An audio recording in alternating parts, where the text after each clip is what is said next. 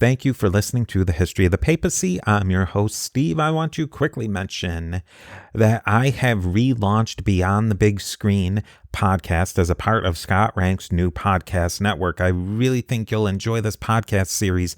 I'm going to give you a couple of teaser episodes in this feed of that kind of overlap with papal history, but I think you'll see that we have a lot of really interesting conversations with podcasters, artists, authors, and all about the background history of movies and just really interesting stories. So I would definitely appreciate it if you gave that podcast a chance.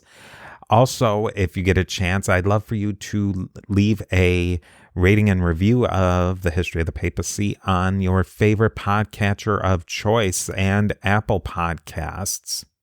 Now, we are, of course, back on Patreon at patreon.com/history of the papacy.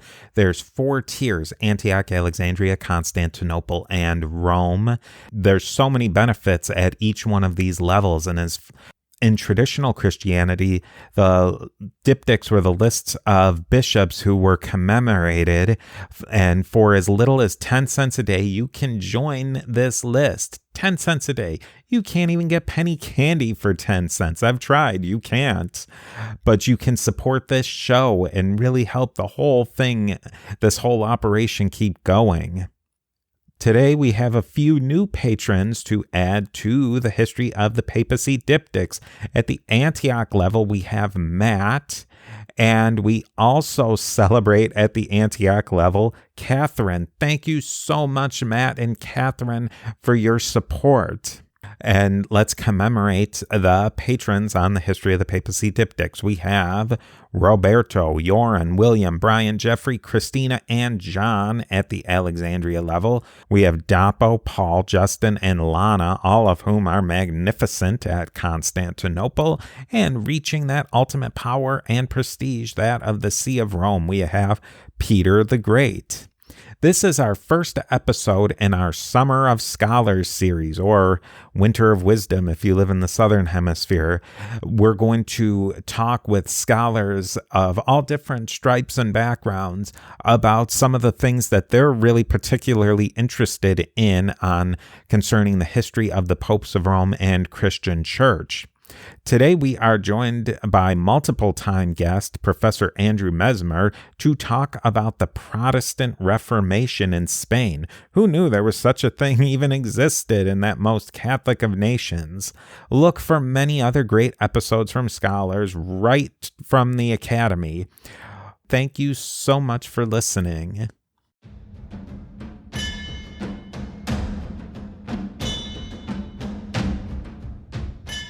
Welcome back to another episode of the History of the Papacy podcast. I am so happy to be joined again by Dr. Andrew Mesmer, who is affiliated researcher at the Evangelical Theological Faculty in Leuven, Belgium, and academic dean at the Seville Theological Seminary in Santiponce, Spain. And as everybody well knows, that Dr. Mesmer has been a multiple-time guest, and he helped us with our reimagining of the Christian liturgy. Today, we are going to have this as sort of a part 1 of a 2-part episode on the Reformation in Spain, which is a topic that I know I didn't know a lot about, and it's something that I just didn't think was even a thing, but and now I'm really glad that I know that it's a thing. And Professor Mesmer also gave us an awesome 2-part series on the idea, the theological idea of justification. So today we're going to talk about this really fascinating and not so well-known subject, the Reformation in Spain. It's hard to wrap my mind around a country that so embodies the idea of the Roman Catholic Church and the papacy to be a Reformation, or to have a Reformation movement. So let's get into it, starting with Martin Luther. How did Spain get involved in the Reformation? Well, that's a good question. Actually, we would have to start even before Martin Luther. It would be a little too far to say that Spain had its own Reformation before Luther, but that's not too far off from the truth either. So I think it was actually Plato. If I can go way back into the past, I think it was actually Plato who, no, I'm sure it was Plato who talked about this ancient quarrel between philosophers and poets, and what he meant by that were logical people versus more mystical people. And there's all other ways you can tease that out, and this is true in the church too. There's this, I don't know if it's a quarrel or a battle, but there's certainly a tension between people who are very focused on doctrine and logic and reason and structure. And I love guys like that because that's my brain works more like that. But I also love the other guys. I've been on the show before. You say I'm a generalist, and I am a generalist. There's room in my heart for both of them. But there's this other kind of mystical tendency, more emphasis on communion and on an immediate, instant connection with God. And if we evaluate pre-Martin Luther Spain in the light of this kind of dynamic between these two types of people, Spain was experiencing kind of a mystical movement. And some of your hearers may know of the mysticism of 16th century Spain, like Teresa of Avila or John of the Cross. Some of their writings are more well known even in English speaking circles. But so there's this in the 15th century Spain, there's kind of this mystical movement, and there's one big umbrella term. In Spanish, it's called the alumbrados, which we could probably call them like something like the enlightened ones or the illuminated ones or something like that. And within this broad movement, there were two distinct groups. Maybe I shouldn't say distinct groups, but there were two tendencies. And one was considered more of an orthodox tendency, and one was considered more of a non-orthodox tendency. So just let me throw out a few terms, and I'm not trying to confuse anyone, and I won't use these terms a lot, but just so everyone can, if anyone's interested, and that way I feel better too that I've said all the words. So we have this group, this enlightened group called alumbrados, and then the more orthodox group were called the recogidos, or you could probably think of them as like or an English word would be like those who are enraptured, just like caught up. And then the dejados, and that would be like the abandoned people. And the enraptured group was considered more orthodox, and the dejados, the abandoned, they were considered more unorthodox. So all the alumbrados, all of the enlightened, they had basically the following characteristics in common. They preferred the internal and the personal over the external and the communal. So it was kind of this mystical movement of, you can kind of think of it like my relationship with God, and not our liturgical relationship, our ecclesial relationship with God. It was a mystical movement. So interestingly, this was predominant within what's called the converso community. So the converso was anyone who was of a Jewish background. So in 15th century Spain, at the end of the century, the king and queen of Spain, they made everyone either become Catholic or they had to leave the country. And so there were a lot of people left, but there were also a lot of mass conversions. And some of them were genuine, some of them weren't genuine. We won't go into that. But those who were of Jewish background who came into the church, they were some of the real force behind this alumbrado movement, this mystical movement. And so they had a strong emphasis on scripture, on having a personal relationship with God, on mental prayer, which was actually a big thing back then, to like pray without speaking out loud, and the approved prayers, but just to kind of mentally have not a conversation, but to address God. And then there was also this movement to kind of like disdain church ceremonies, to disdain even the hierarchy, and to exalt the personal experience. So that was what both groups had in common. But like I said, I forget how I translated recogidos, the enraptured ones. Yeah. So the enraptured ones, um, they didn't pose that much of a threat to the established church, and so they were never condemned by the Inquisition. One of their key figures, his name was, and I'll try this. I don't know if I should say it in Spanish or not, but it's the Francisco de Osuna, Francis of Osuna. He wrote this book called The Third Spiritual Alphabet, and that's kind of like their work that really crystallized what they're moving. But on the other wing, the dejados, or the those who were just kind of abandoned, and they're just abandoning themselves to God's grace. That's what it meant. They had doctrines, they had teachings that later would be similar to what Martin Luther would be teaching when he was talking about justification by faith alone and scripture alone. And so this wing of the mystical movement, when Luther's writings came into Spain, it found really fertile ground with these people. And this led to, within this community, this is what led to such large conversions to Protestantism. So, it'd be going too far to say that Spain had like its own full-blown Protestant Reformation before Luther, but something was already going on before Luther ever even came onto the scene. Who knows what it would have looked like if Luther had never come on the scene, but something was already going on.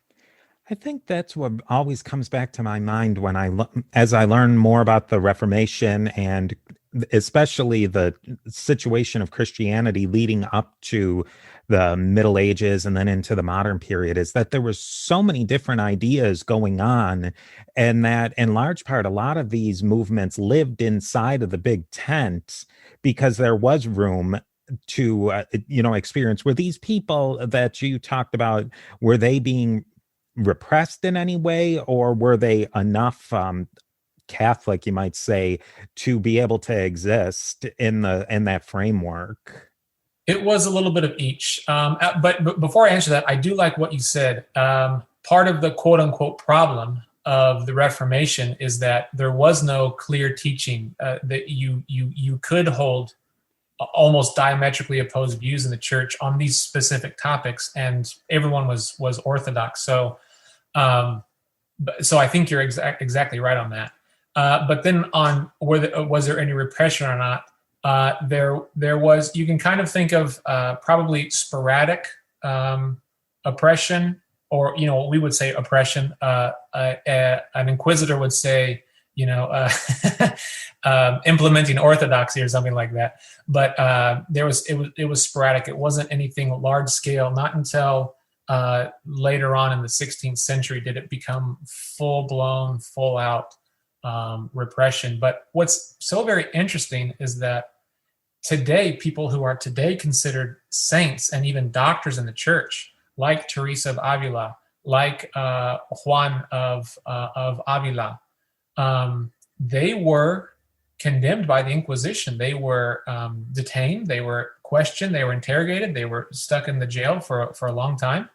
And then only later were they freed. So the Inquisition wasn't, it was even just the accusation that you may be a little bit heretical, even that accusation, whether it was heretical or not, that could get you in trouble. And so really everyone suffered from the Inquisition. And wasn't it with the Inquisition that really like hardcore persecution was a certain section of it, but there's also, you can sit down with the local priest and say, hey, you know what, Bill, what you said was a little unorthodox. Maybe you could brush up a little bit on this area. And there seems to be a line between that there's correction and then there's putting people in stockades. And yeah, again, you have to go case by case with that, but because that is true. On the one hand, you read some of their writings and you're empathetic with them. Okay. Yeah. You're empathetic and you see, all right, they're trying to reason with them and trying to get to the bottom of this and all that. But on the other hand, it really was, there are so many cases of you are guilty. We have all of the power and you have none. And prove your innocence. And it was just it was a bad situation to be in Spain at that time. Moving on, what was happening in the University of Alcala? And everybody, please forgive my Spanish pronunciation. I try. But what did that play in the first stages of the Reformation in Spain? Okay. So now we're at early 1500s, and this is still before Luther. There was a important church figure. His last name was, I guess you could say, Cisneros. We would say Cisneros. He's the one who started the University of Alcalá, and he started in 1508. And he was in charge of that huge, massive project to publish the Bible in its original languages. Everyone gives Erasmus the credit, but actually, he had his Bible printed before. The church just said you can't distribute it until Luther distributes his. So, but it was a massive project, and he had an idea to reform the church at various levels. So he wanted to translate medieval works from Latin into Spanish. He wanted to reform all the bureaucracy in the convents and the monasteries and even the church itself. But the third piece of his reform was to establish a university. And he had a really just ambitious plan. He kind of, in one way, he kind of cut and pasted what they were doing in Paris, the Sorbonne movement. He kind of was looking over there to see how they were doing things and implement it in Spain. But his program was even more ambitious. So on the one hand, from the Sorbonne, what he did is he took what's called the three ways. And the three ways were the three dominant ways of approaching theology in the Middle Ages, at the end of the Middle Ages. So you have Thomism, you have Scotism, and you have nominalism. I'm not going to bore your listeners with all of the ins and outs, but basically you can think of he was trying to bring liberals and conservatives, traditionalists and progressives, really itty-bitty detail-oriented people and really big picture-oriented people, trying to bring them all together. And that's in part what they were doing at the Sorbonne. But what he also did was he also made room for these mystical movements. So, Franciscans were there, and we find the Alumbrados, the enlightened people there. And it was just this huge conglomeration of people from all sorts of different backgrounds studying at the same place. Now, this proved too broad of a vision to endure. Unfortunately, I mean, that really resonates with me. I like to think of that. Maybe I'm an idealist, but after Trent, in the 1540s, the school is going to take a hard turn right and basically become a Tridentine school is what it's going to become. But before that, very open, lots of movement, lots of different thoughts, lots of different influences. And he was trying to bring them together to produce new thought, new ideas, new works. And part of the key to this was in all of Europe, Erasmus was the most celebrated in Spain. He was the most warmly received and just beloved there, but he was also probably the most hated. It was just he really divided scholars and even laymen over what do we do with Erasmus. When the school was opened, it was openly pro-Erasmus, and they started translating his works into Spanish. And his most important book, it's called the Enchiridion, which is available in English, I'm sure, that was translated in 1526. And the following year, in 1527, there was a conference held, and it was a conference on should we let Erasmus in Spain or not? Should we let his works in Spain, or should we just prohibit them? And your listeners may be aware of the famous index or the indices that were of prohibited books. That was a big thing. I don't know if the Catholic Church still does that or not, if they still have an index of prohibited books. Do you know? I think they are. Was that something that may have gotten rid of or been taken away in Vatican II? Okay. I know All I've right. read about it. If it was gone, it's been very recent. Well, that always has the same effect on people. Like, if any book ends up there, it makes people want to read it all the more. Now, the debate itself was actually, it ended in a stalemate. There was one side saying, ban him, he's a heretic, he's awful, he's going to overturn the church. And the other side was saying, this guy is great, he's getting us back to piety, to Bible reading, to praying. All of this stuff is really great. And it ended in a stalemate. But the very fact that the conference was held, that was a real foreboding sign of the future of Erasmus in Spain. So just one more concluding note as to why this university was so important. Pretty much all of Spain's reformers were studying here in the mid 1520s to the early 1530s. I mean, it was even just within the period of about a decade that all of Spain's, certainly the first generation, and even some people that made it or influenced into the second generation, they all came from here. So I'll spit out some names here. There won't be a test on this, but in case anyone's ever heard of this, Juan de Valdez, very well known. He's considered Spain's first reformer. He ended up moving to Naples and became a huge reformer down there. A couple of guys who aren't as well known, Mateo Pascual and Pedro Alejandro. They weren't as well known because one went off into obscurity and the other one died suddenly in Seville. Then some big players, a guy by the name of Juan Gil. He's also known as Doctor Egidio. Big time guy, came down to Seville. We'll talk about that, I hope, coming up. His friend Constantino da Fuente and another friend, Francisco Vargas. Those are huge names in Seville in the Reformation. Juan Diaz, Agustin de Cazalla. All these guys were studying there at the same time, all of them getting they didn't all finish their degrees, but they all studied there. Some of them went on to get not just their bachelor's, but their master's and even their doctorates. And then some non-reformers, some non-Protestants, like people we've talked about, Juan of Avila, and the beginner of the Jesuits, Ignatius of Loyola. All of these people were studying here. Their paths were crossing, and from there, they go out to other parts of Spain. And now a word from our sponsors. So in that university, there's a mix of people who are reformers or who will become reformers, you might say, plus people like Loyola, who becomes like the biggest name in Catholic history probably at that point. Were the people who would become reformers at that point in their early career, did they want to split from the Catholic Church, or were they really, let's reform this thing and kind of chip away at the edges? Or were they people who had the intention that, this thing is broken, let's start a new church? No one that I can think of, no one wanted to start a new church. You have Spain's first reformer, Juan de Valdez.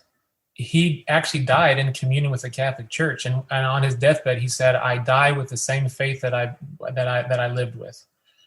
He was visited by I forget if it was a bishop or an archbishop or a cardinal on his deathbed. He did not want to start a new church. He was, I guess you could say, reforming from within. I don't know. I'm not the scholar on Valdez, although curiously, we just got one of the best libraries on Valdez donated to our seminary here. So shortly, I will become a scholar on him.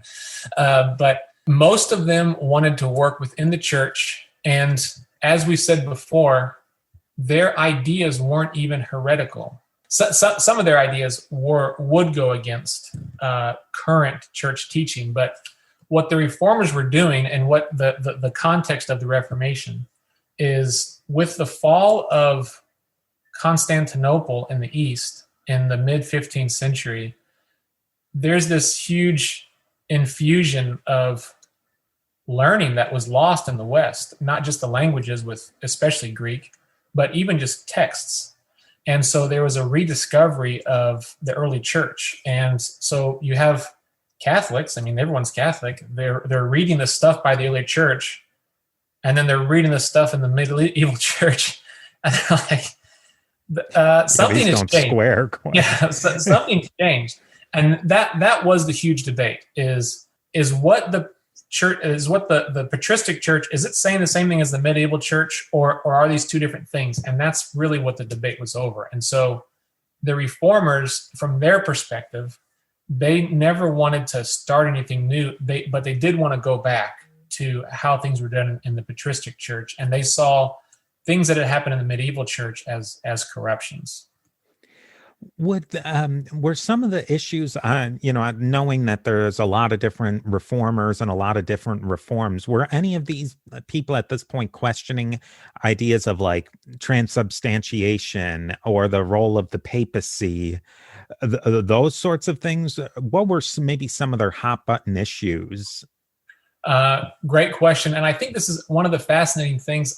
See, I'm not a scholar on the Reformation in general. I know a lot about it. I've read a lot of books, but I'm not a scholar. But when I think of the Reformation, to me, in part, I mean, there's a case to be made that the Reformation was a very practical, tangible Reformation. In other words, it had to do with things like images or no images, indulgences or no indulgences, things that people bumped up against week in and week out. But on another sense, the Reformation was a little bit theoretical. It was, imputation of God's righteousness to us, a justification by faith alone, or the books in the canon. It was kind of like this a theoretical thing. But when we go to the Spanish Reformation, it was very tactile. I don't know if that's an English word or not. That's I'd say in Spanish.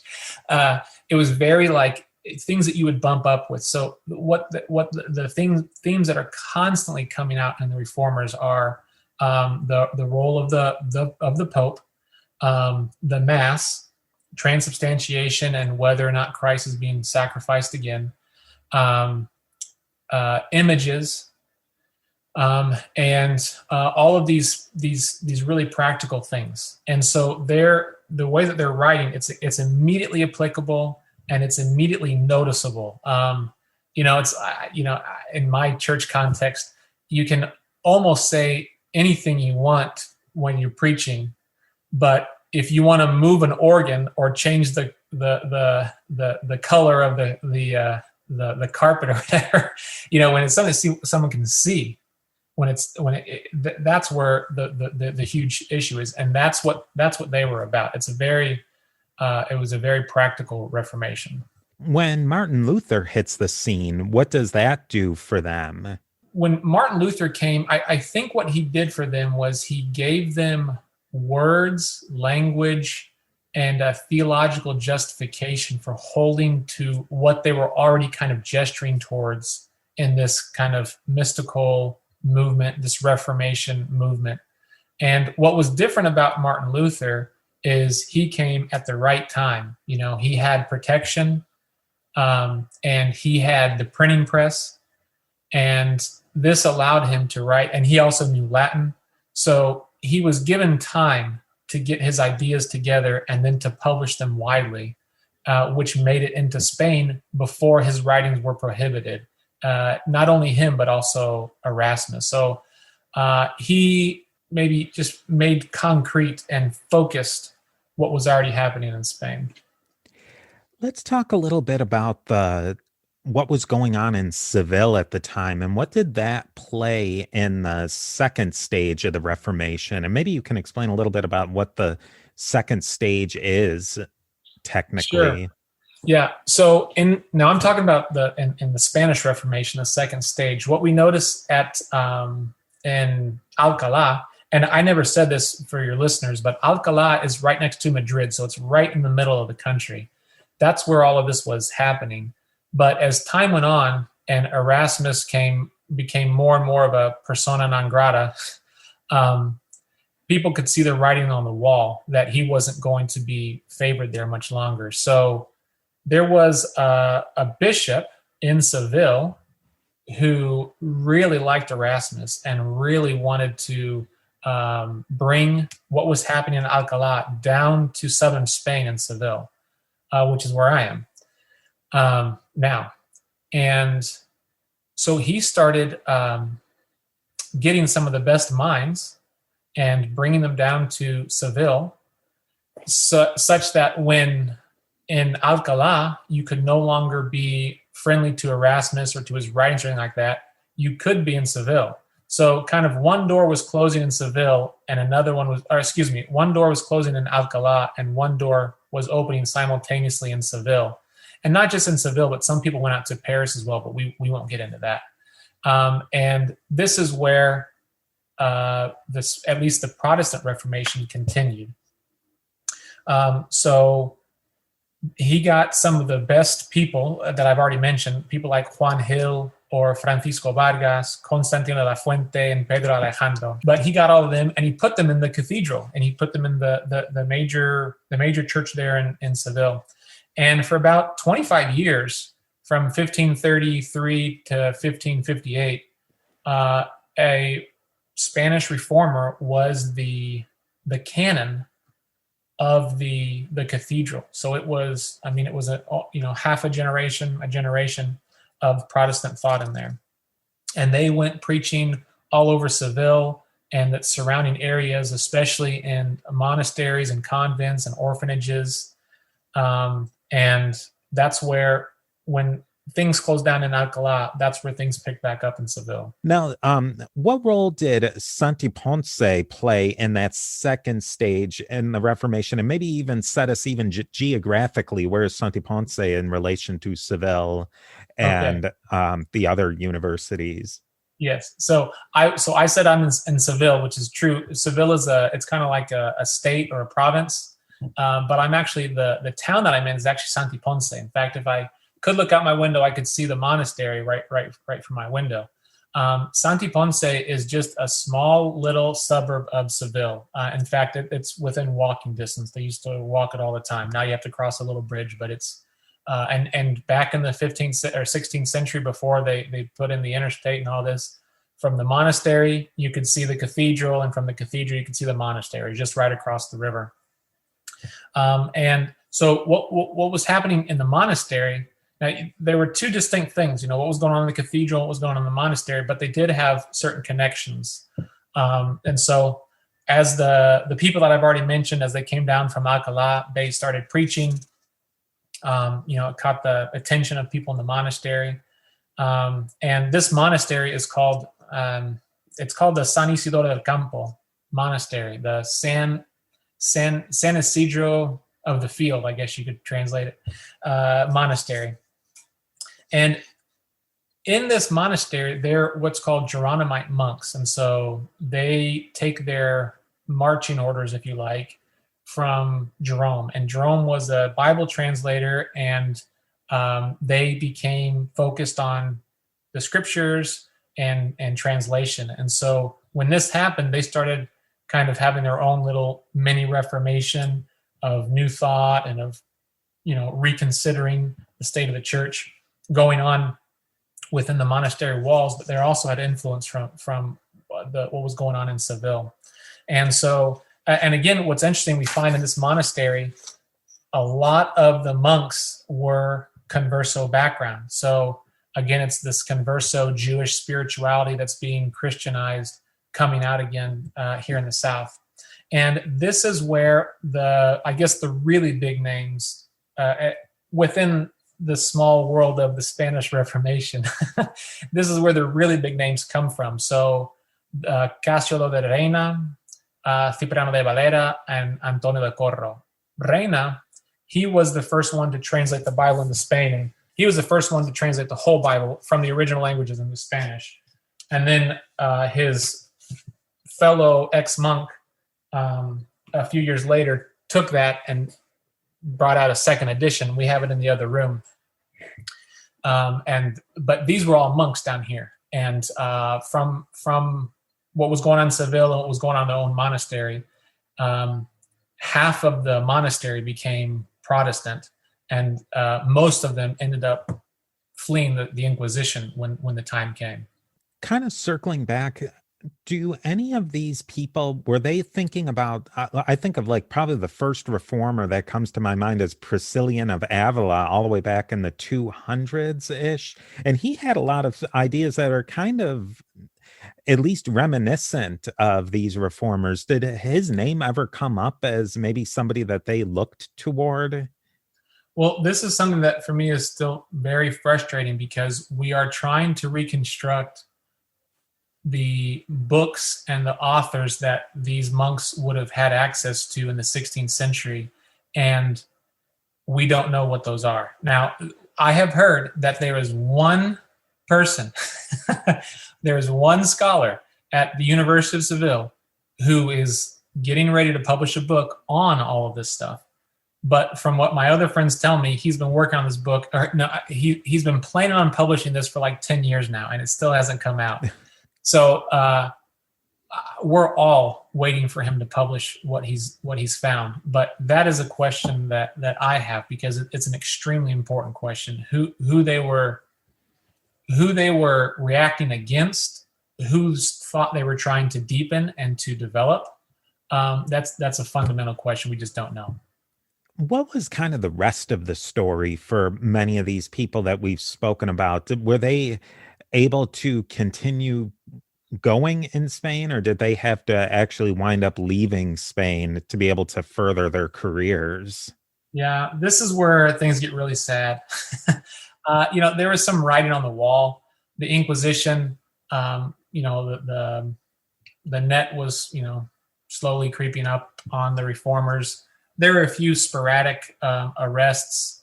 A really big name, Juan Gil, he was the canon of the cathedral. He was arrested by the Inquisition. I mean, that's kind of, it's like the president getting arrested or something like that. Maybe not quite that high, but I mean, something way, way up there getting arrested. Some people started leaving Spain because they thought that they could see, like I said, the writing on the wall. But things changed like that in 1577. There was some of the people that had fled Spain. They were allowed, obviously, in Geneva and other Protestant cities, they were allowed to write openly Protestant works, like they could translate John Calvin's Institutes of the Christian Religion into Spanish and try to send it back into Spain. And there'd be people who would risk their lives smuggling this stuff into Spain. If you get caught by the Inquisition at the border, which all of the roads there was Inquisition at all the roads. You'd be sentenced to jail, and you'd be found guilty, and you'd be killed. So one of these people, his name was Julianillo Hernandez was his name. And he was a guy who would bring in Bibles, and he would bring in by that time in the 1550s, it was Protestant material. And he would smuggle it into Seville, and he'd get it to the walls, and he'd have people working with him on the inside of the walls, and they'd use a rope system and get it into the city walls, and then he'd have to climb up there, and it was this whole, production. He accidentally, he knew the name of someone that he was supposed to give a book to, and more or less where they lived, and he gave the book to a person by that name, but it was the wrong person. They had the same first and last name, and he gave a book to them. And the guy that he gave the book to, he wasn't a Protestant, he was a staunch Catholic.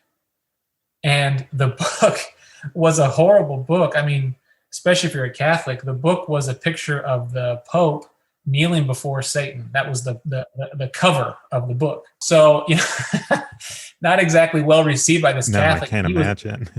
He was obviously horrified at it. And he took it immediately to the Inquisition, because if he didn't, he would be guilty of, aiding and abetting Protestant material. So he took it immediately to the Inquisition, and this led to the Inquisition even finding out that there were Protestants in Spain. Up until 1557, they didn't know that there were any. There were around 1,000 in Seville, and another 1,000 in the north called Valladolid, and then probably another 1,000 scattered throughout the country. The Inquisition had no idea. And 1557 is the real turning point where, the hatchet came down. They caught this man. They tortured him. He didn't give up any names. He ended up being burned alive. But it did lead to arresting a lot of other people who did give up a lot of names. The monks from the monastery, a group of them, 12 of them, they fled Spain. And this led to all of the what's called the auto de fe, where they would process the captive people, and then they would either burn them or they would have them reconciled to the church. This is what led to all of that in 1559, 1562, and it was all because of this guy's mistake of giving a book to the wrong person. The people the scholars and the thinkers and the reformers who fled, where did they find more of a intellectual or theological home? Was it amongst the followers of Calvin? Was it in the newly Protestant England with Luther? Was it, I mean, I imagine there was kind of a split, but did they kind of edge towards one or the other? That's a brilliant question. And it's one that absolutely fascinates me because, it's from, I think most of our minds, we kind of want to put them into a category and say, oh, you guys were Lutherans, right? Or, oh, you guys were Calvinists, right? But when we kind of erase our minds of what we know of Luther, what we know of Calvin, and we read their writings, it is extremely difficult, if not impossible, to put them into any category. And I mean, they believed pretty much everything that the Lutherans and Calvinists and even Anabaptists believed, which was in and of itself radical. I mean, the Anabaptists you had to be crazy to be an Anabaptist. I mean, that was the radical Reformation, isn't that what they called? Yeah. Now, radix comes from Reichs, which just goes like back to the root of things, but they were now what we think of it radical. I mean, it was black and white, reform it the whole way, chop it down to the root. We're going to start this thing, build it from the ground up. I mean, they were radicals. And it was especially hard to be a radical after what happened at Munstead with that whole chaos there. But this is what fascinates me about the Spanish reformers, is that they refused to take that partisan line and say, we're only going to let in, these kind of people, we're only going to be Lutheran, or we're only going to be Reformed, or we're only going to be Anglican. And I've explored this in an article, and I'm going to continue to explore it.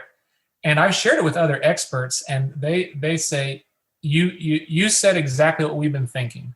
And I've actually found it there was a scholar of the last generation of the 1960s who he gave it a different term that I did, but he said exactly what I was saying, which made me feel really good because he was a really good scholar. He was really smart. But basically the Spaniards, they were, on the one hand, they were clearly Protestant. They believed in the early creeds and the councils. I mean, they were clearly Protestant and Orthodox. And on the other hand, they were Catholic. They wanted to be as broad as possible in making room for as many people in the church as possible, which included Lutherans and Reformed and even Anabaptists. And we can only imagine what that would have looked like, because to say stuff like that in the 16th century really made you a heretic. And a lot of the Spaniards were considered heretics by everyone. I mean, Lutheran said, you're a heretical Reformed person. And the Reformed people say, you're a heretical Lutheran. And sometimes they say, well, you're probably just Anabaptists anyways. You're like Servet, and you're a heretic anyways. But that's what just really has intrigued me about them as a movement, is that they were their own thing, and they really had a big, wide tent for a lot of people. And I think that's a vision that today a lot of people can get behind. And now a word from our sponsors. Yeah, I'll post that. I believe it's the same article you're referencing, the one that you sent me. But I was thinking, these reformers kind of sound like a third way of reforming. And what you further explained is that they were really coming up with a fourth way of how to pull everything together. And it's really interesting because they weren't like drawing these really sharp distinctions that had pretty much after Luther started to mark some pretty stark divides, even inside of Protestantism within that very, very first generation. Yeah, I think this ties in with what I was saying at the beginning about their Reformation being very practical, and not very theoretical. A lot of the, like the huge major watershed issue that divided the Reformed and the Lutheran was an extremely theoretical debate of, when you say this is my body, what's happening to the bread and what's happening to the wine? I mean, it's like, well, it's not very practical. It's not very, people don't notice the difference. I mean, it looks like bread, it looks like wine. It's God says He's there. Okay. And I think that that's how the Spanish envisioned the Reformation. They say, look, guys, okay, we can push out the extremes and say, okay, well, this is an extreme no, that's an extreme no, but let's make a big wide tent and let's find unity on the practical things. And if you want to have theoretical debates about what exactly is happening when those words are said, or in the ceremony, then you can have those debates. But let's not let Christian love be drowned out by Christian truth. I mean, truth is important, but love is also important. And I think that's the article that you referenced about the fourth way. I'm kind of playing with the Anglicanism as they call themselves the third way, or a lot of people call themselves the third way. And what I'm trying to bring out is that I think that the Spanish vision of the church was an even broader, more Catholic move than even the Anglican move was. Yeah, I think that's a really interesting point, is that there's the theoretical and the practical. People can argue for hours, scholars and theologians, over what a word means in the ancient Hebrew of Deuteronomy, but that's really not the concern of somebody sitting in the pew. And like something like the way indulgences were being done in Luther's area of Germany. Yeah, that's something that's the person who's going to church on Sunday, that's really affecting their life. Yeah. That's it's the more that I read them, the more that I think that it was a really practical issue. I mean, you do notice a difference when you walk into a Protestant church than when you walk into a Catholic church. I mean, you walk into a Catholic church and there are images everywhere, and especially images of Mary. When you walk into a Protestant church, you won't see those things. Now, I think Protestants, we've probably gone too far in that. But that's like one of those practical issues where the theology really does hit the road. And, are we going to have images or not? Are we going to have the indulgences or not? Should our the person leading the service, whether he's called a priest or a pastor, or whatever, should he have on certain type of clothing or should he not? These are all the practical issues that people really notice, which I think was the heartbeat of the Spanish Reformation.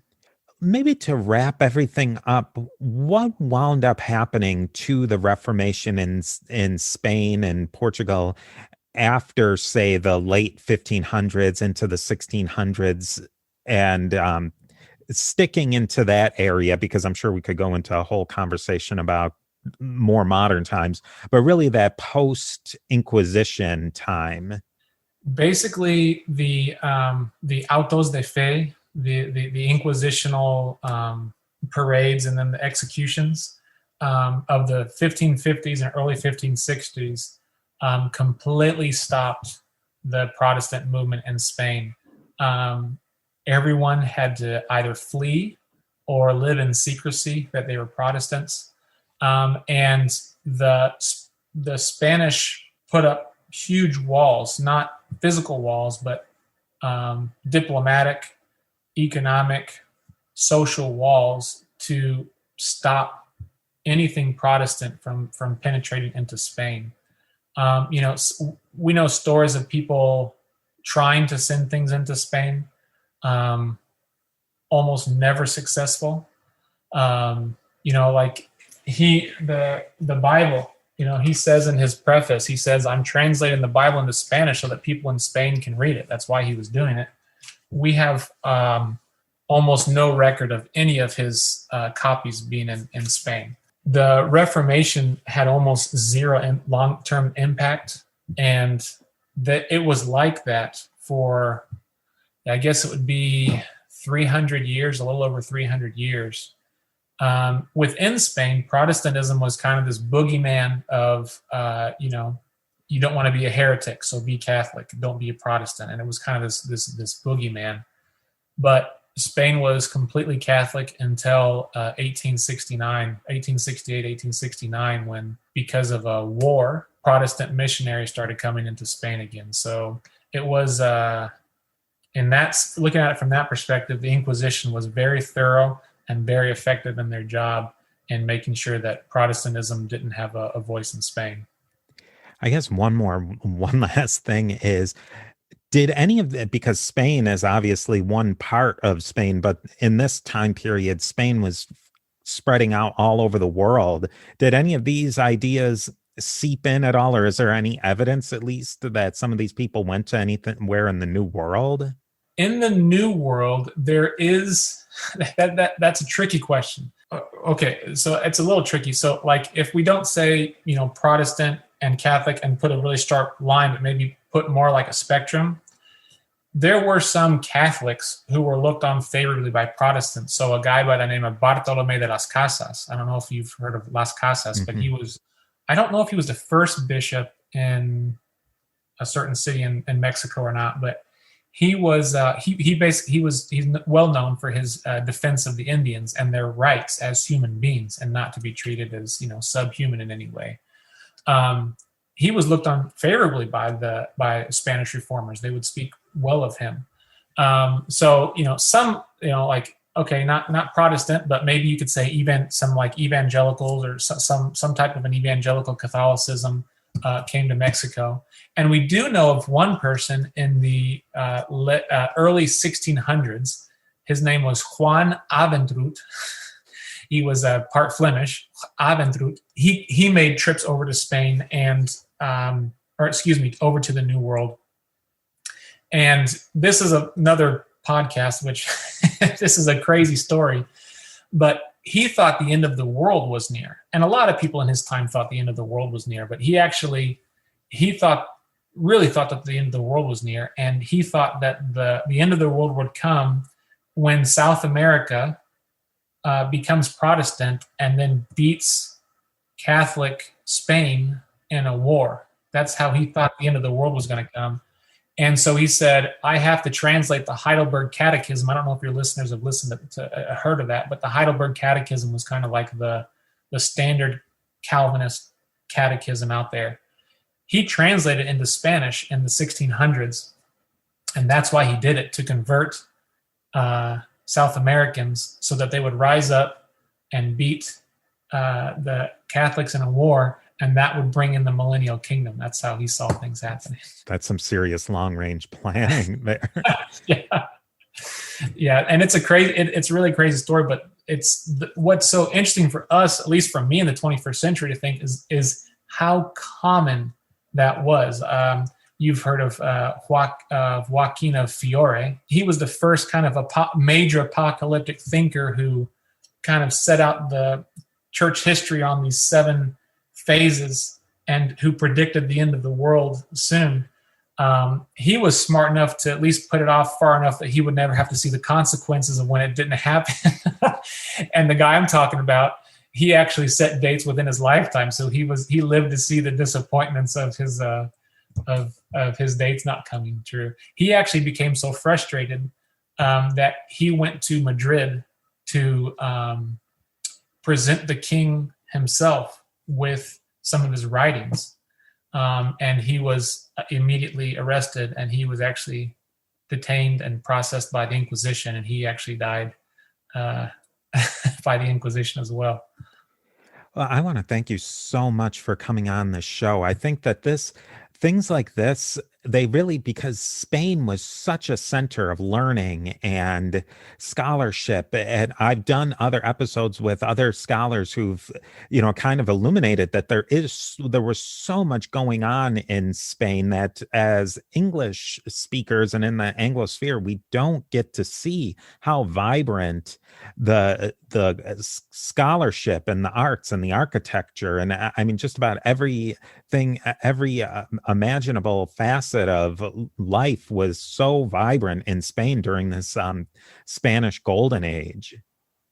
Yeah, it was kind of the Rome of Europe in the 16th century. Seville was the center of so much, not just Spain, but Seville specifically, the center of so much economic and academic interchange. It really was an amazing time, an amazing place to live. And tying it into England and English culture, we are going to, if you tune in next week, you'll get to get a little taste of one specific aspect where England and Spanish Reformation and church history cross over. Yeah, I'm really excited for that. Well, I'm very excited, and I think your listeners will be interested to hear how a Spanish reformer evaluated the papacy from the beginning up until his time in the 16th century.